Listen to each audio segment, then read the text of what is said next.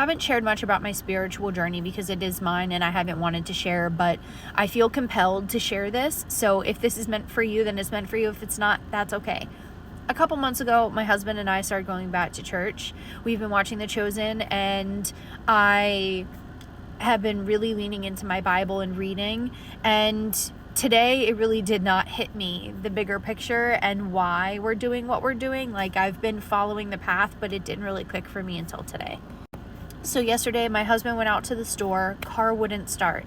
And of course, I am blessed to have my sister and my brother-in-law. My brother-in-law literally dropped everything that he had going on to come help us. And he was basically able to diagnose exactly what we needed to get for the car today. So I'm so thankful. He was so patient. I grabbed the wrong set of keys. He had to drive back to the house. I had to get the right set of keys, and I'm just grateful.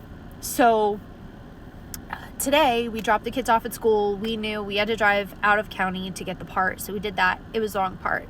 So when we realized we had to drive back out of county to get the right part from a different store, and at that point, like, I was so mad and so angry. It was like not being nice to my husband at all. Like, I was just so frustrated, but we got the part. It was great.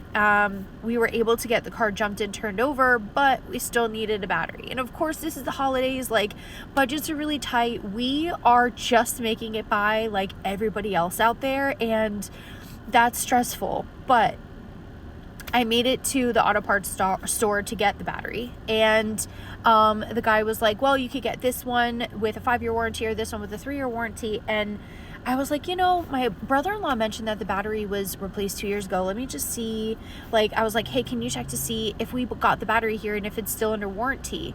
And it was. They were able to swap it out for me, and we didn't have to pay anything out of pocket. And I was so overwhelmed in that moment because, like, I've been doing this. I've been on this journey. I should know to trust God's plan and not get super frustrated. Like, just because you don't see the plan doesn't mean he doesn't have one. And in that moment, I just was like overrun with guilt because I was not nice to my husband. I was so frustrated with the situation. Like, I was looking at things from the wrong perspective. And it wasn't until the situation was done that I realized that, like, I should have just trusted the plan. I didn't have to be mean to my husband. I didn't have to feel ungrateful or frustrated in that moment.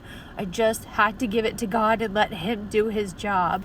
So I guess the moral of the story is let go and let God, because he's got a plan for you and he will bless you if you let him in.